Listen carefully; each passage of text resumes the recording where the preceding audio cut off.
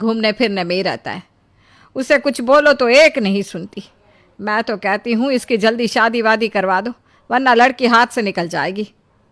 तुमसे ज़्यादा चिंता है मुझे शीतल की शादी की। कल ही वो रामपुर वाले मौसा जी को फ़ोन भी किया था।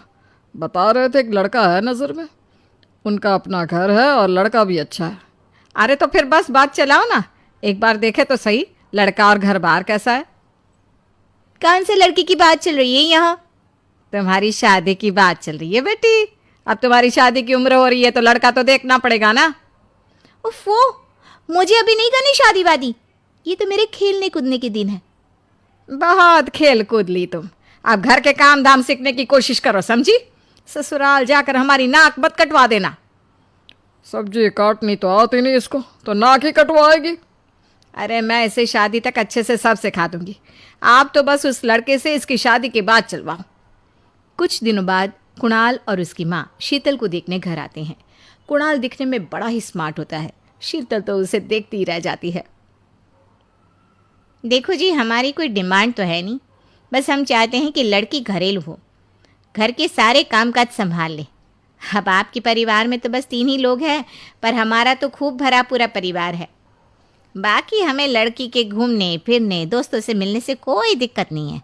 घर का काम करने के बाद जो चाहे सो करे। अरे वाह, ये तो इतने बढ़िया लोग हैं। लड़का भी इतना स्मार्ट है और ऊपर से इन्हें मेरे घूमने फिरने से भी कोई दिक्कत नहीं है। हे भगवान, तूने तो बिना मांगे ही मुझे सब दे दिया। बताओ जी, और क्या चाहिए हमें? हमारी तरफ से तो रिश्ता पक्का है जी। बस फिर तो हंसी खुशी शीतल और कुणाल की शादी हो जाती है। शीतल मन ही मन बड़ी खुश होती है और उसी खुशी के साथ वो अपने ससुराल में कदम रखती है। आओ बहू, तुम्हारा अपने ससुराल में स्वागत है। ये मिलो अपने परिवार से। ये तुम्हारे ससुर जी, तुम्हारी ननद सुनीता और गीता, सुनीता के पति राजेश और उनके 2 बच्चे राजू और चिंटू। ये ना हमारे साथ यहीं रहते हैं। ये तुम्हारी दादी सास है और बाकी लोग अभी बाहर गए हुए हैं। इतने सारे लोग, ये सब यहीं रहते हैं इस घर में? अरे अभी तो मेरे देवर देवरानी और उनके 3 बच्चे यहाँ नहीं है। उसके मायके में भी शादी थी ना, तो बस वहीं गई है। कल तक आ जाएंगे। हे भगवान, ये घर है या धर्मशाला? ये सब एक साथ इस घर में कैसे रहते हैं? मुझे तो पता ही नहीं था इनका इतना बड़ा परिवार है। अब समझी कि कोई डिमांड क्यों नहीं की इन्होंने। ये सब चाल चले मेरे साथ। अरे बहू, खड़े खड़े क्या सोच रही हो? चलो अपने कमरे में जाकर आराम करो। जी माँ जी। अगले दिन शीतल का ससुराल में पहला दिन होता है। शीतल रसोई में जाकर सबके लिए खीर बनाने लगती है। तभी उसके ननद सुनीता आती है। अरे वाह भाभी, आज क्या बना रही हो? बस दीदी, आज वो पहली रसोई है ना, तो खीर बना रही थी। अरे भाभी, ये खीर वीर रहने दो। घर में 4 लोगों को शुगर है और कुछ लोग मीठा ही नहीं खाते। आप ना सीधा खाना ही बना दो। क्या फ़र्क पड़ता है, मीठा बने या नमकीन?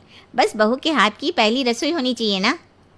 जी दीदी, तो फिर मैं खाना ही बना देती हूँ। आप बता दो खाने में क्या बनेगा? बस सिंपल सी कोई सब्जी बना दो, जैसे आलू गोभी या आलू मटर, और उसके साथ रोटियाँ सेक दो। हमारे परिवार में अब तुम्हें मिलाकर पूरे 20 लोग हो गए हैं। 15 बड़े और 5 बच्चे। बड़ों की 6-6 और बच्चों की 2-2 के हिसाब से रोटी बना देना।